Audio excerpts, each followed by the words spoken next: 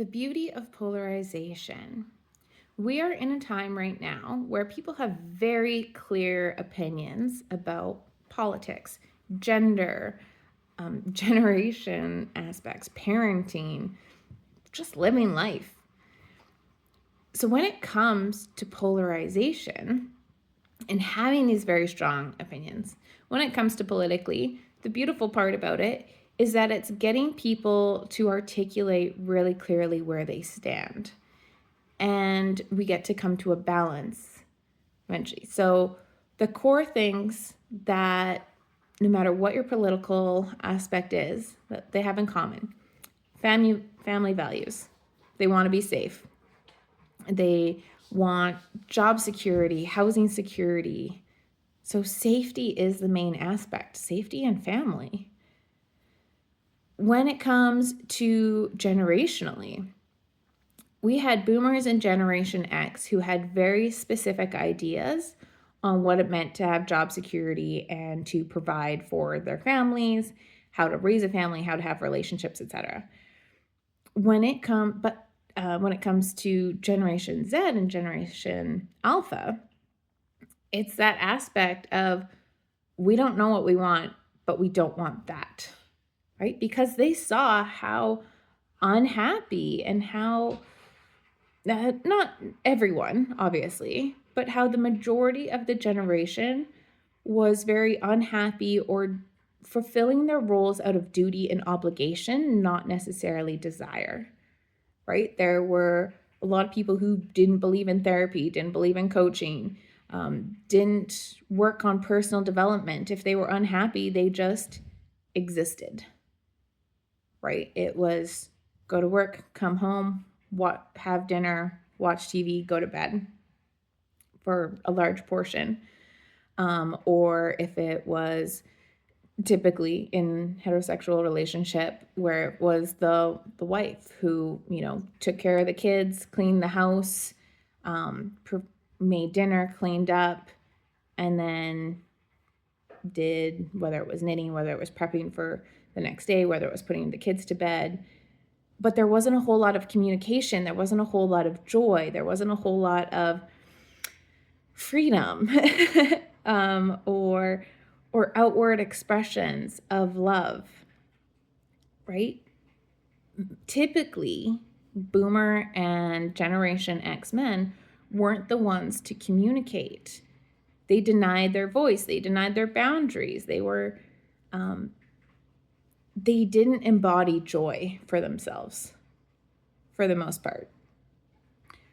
So now there's this polarization where, again, they get to find the balance of having work ethic, but also contributing in a way that not only makes you feel good, but also does provide for the family, that doesn't live in like a scarcity mentality, that lives more in an abundance mentality.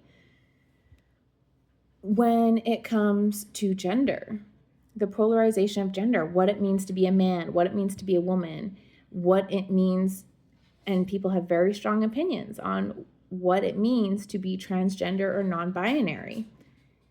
And the polarization of this is so fascinating because trans and non-binary is not a new thing.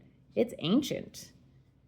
Whether it's an ancient indigenism or ancient, when it comes to warriors and hunters and gatherers, it's those roles weren't clearly defined back then. They are finding more and more burials where there were female warriors, where there were trans or same-sex relationships that were being buried together. So when it comes to this aspect, what I find so intriguing and revitalizing about trans and non-binary individuals is they have us challenge what it means to be our own gender, whether it is male or female or non-binary. And on the flip side of that, while I think people have such strong opinions based on trans specifically, despite being a small portion of the population, is when we challenge what it means to be a certain gender, it forces us to look at the ways that we were either harmed by these specific gender roles or stereotypes, or how we have potentially harmed others based on our gender roles or stereotypes. And again, stereotypically, this might be male or female toxicity, right? For males, it's the don't cry, man up, don't express your emotions, I've said this in a different video, right? Where men were not taught to be prioritized.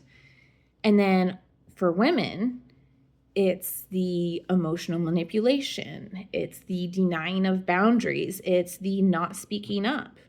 And actually, not speaking up goes for any gender. Denying one's voice, denying one's boundaries, but in different ways. So there's all these different aspects that we get to call into question, that we get to find a balance with, to be able to sort out, okay, yes, this is where we are right now. There's all these very strong opinions. There's a lot of anger. There's a lot of frustration. There's a lot of resentment. All of this stuff is coming up in order to figure out where the balance is.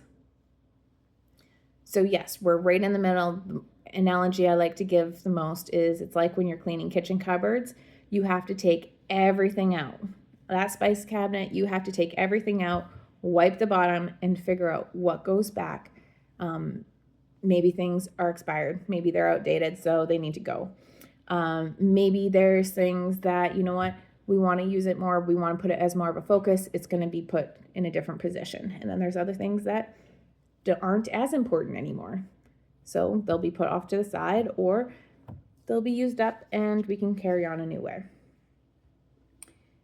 Either way, there's a reorganizing and a shifting that's happening right now. And we can look at it as negative, we can look at it as polarizing, or we can look at it as what it really is, which is connecting, integrating, challenging those perceptions and figuring out where the compromise is, where the shared values are, what our new boundaries are. And that's how we move forward. Curious to hear your thoughts. Leave them below, connect with me, and I look forward to seeing you on a different video.